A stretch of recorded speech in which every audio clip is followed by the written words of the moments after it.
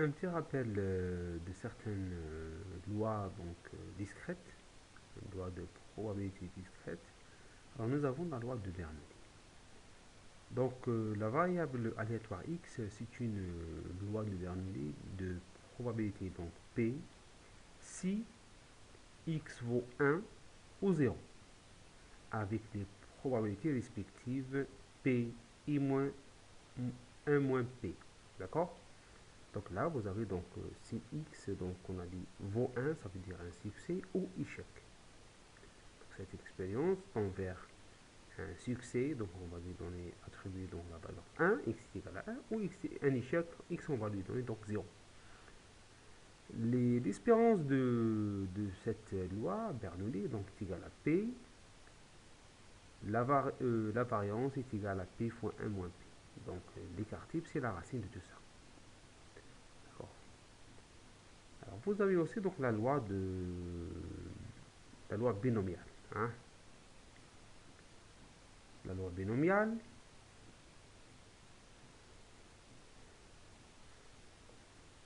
si la variable aléatoire x suit une loi binomiale, cela veut dire que x est égal au nombre de succès obtenus dans une série de n épreuves de Bernoulli de probabilité p. Donc là, donc on a une probabilité, donc une expérience à réaliser, d'accord. Et donc chaque expérience peut répondre à une loi de Bernoulli. La variable aléatoire x peut prendre donc 1 plus 1 valeur. Ça veut dire un nombre de 0 jusqu'à 1 expérience. La loi Bernoulli, la loi binomiale, qui est notée donc par B, par la méthode B, du couple, on va dire NP, le nombre d'expériences et la probabilité P, et la somme de n variables de Bernoulli indépendantes. Ça veut dire les expériences sont donc indépendantes. Avec cela, qu'est-ce qu'on va obtenir? On va obtenir la loi binomiale, donc la loi de probabilité donc, qui regroupe cette famille, on va dire cette loi, et la suivante. C'est la multiplication de pk, p puissance k, fois 1 moins p puissance n moins k, de tout multiplié par la combinaison de k parmi n. K, donc c'est un paramètre donc lié au succès. D'accord? C'est x, lorsque x est égal à k. Donc on donne l'espérance est égale à np et la variance n fois p fois 1 moins p. Regardons donc une autre loi, c'est la loi géométrique.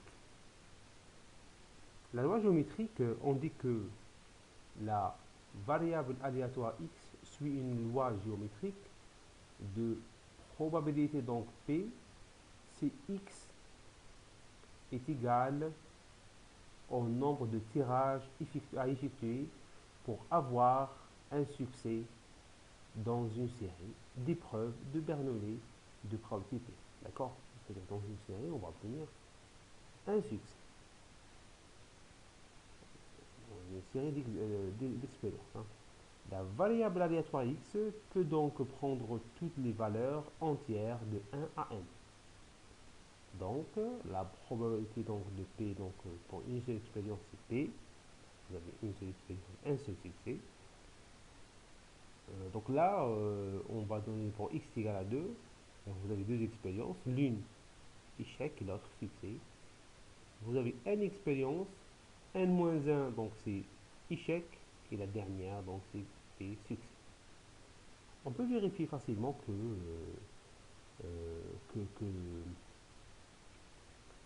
la somme de toutes ces probabilités est égale à 1. Hein. La somme, c'est la somme de x est égale à 1 jusqu'à x est égal à n, la somme de toutes ces probabilités est égale à 1. C'est une loi donc de masse, fonction de masse. Donc on peut vérifier que F1 est égal à P, d'accord. Fn est égal à 1 moins 1 moins t de t puissance 1, donc c'est la fonction de répartition. L'espérance, on peut le calculer, donc est égal à 1 sur p, et la variance est égale à 1 moins p sur p carré.